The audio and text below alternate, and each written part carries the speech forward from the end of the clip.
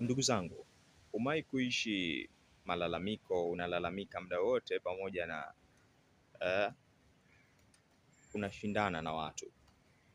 Mimi nimewahi kuwa hivyo pia, na naamini watu wengi wako hivyo mpaka leo, lakini nilijifunza kitu kwenye Wafilipi 2 mstari wa 14 unaosema kwamba do all things without complaining and arguing. Fanya mambo yote bila kulalamika wala kushindana.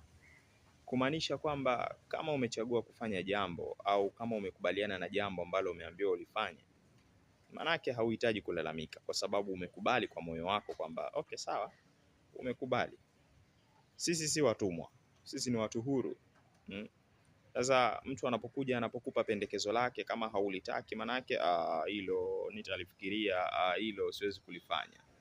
Lakini unapokubaliana nalo alafu unalifanya kwa malalamishi, yani vipi sasa, mbona hapo kidogo inakuwa ni changamoto, inakuondolea amani ya ndani, lakini pia unakuwa hujafanya haki kwa sababu umekubali na unalalamika.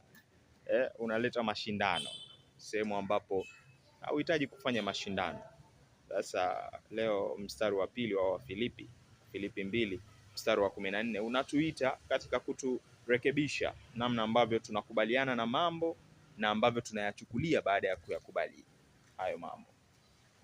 Kama ni wewe ambaye imewahi kutokea hivyo, basi leo ndio mwanzo wa mabadiliko yako. Wafilipi 2 mstari wa 14.